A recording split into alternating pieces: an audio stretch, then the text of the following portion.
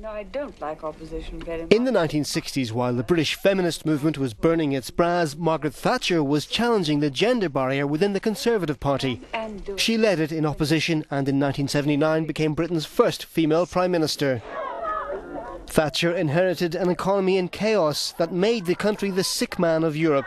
Her first job was to turn that around. What followed became known as Thatcherism. This meant privatisation, budget cuts and limiting trade union influence.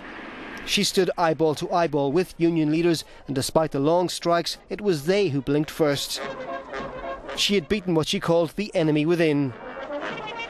Thatcher was just as merciless with her enemies abroad. The Argentine invasion of the Falklands met with a crushing response, and the patriotic fervour it inspired at home swept Thatcher into a second term. President Ronald Reagan proved an ideal partner on the international scene. They shared an ultra-liberal economic ideology and were even able to bring on board Mikhail Gorbachev. After her first meeting with the reformist Soviet leader, she reported back to Reagan, telling him, "We can do business together." Relations with leaders in Europe, however, were nowhere near as friendly. Thatcher believed the European community, as it was then, should be about free trade and competition and nothing more. She saw Brussels bureaucracy as a threat to smaller London government. Disputes over Europe within the Conservative Party were a major factor in her eventual fall from power. She narrowly won a first-round party leadership vote in 1990, but it became clear to her that it was time to go.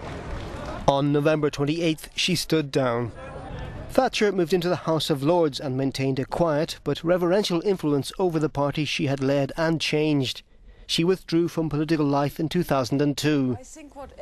A year later came the death of her husband Dennis. And if you just brood on them alone, the Iron Lady's public appearances became fewer and further between. Talk to about them and someone to shake you out of yourself. In 2004, she lost another close friend, Ronald Reagan. Despite having suffered several small strokes, she attended the state funeral in Washington. In 2006, Thatcher said she was greatly saddened by the death of former Chilean dictator Augusto Pinochet. He had helped her in the Falklands invasion, and the two remained friends despite the mounting human rights abuse case against him.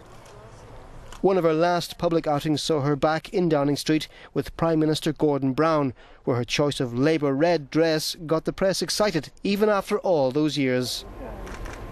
Thatcher changed not only her own Conservative Party but also its bitter rival. Labour had to transform into New Labour in order to become palatable to the British electorate. Thatcher was a political colossus. She was present even after leaving the room.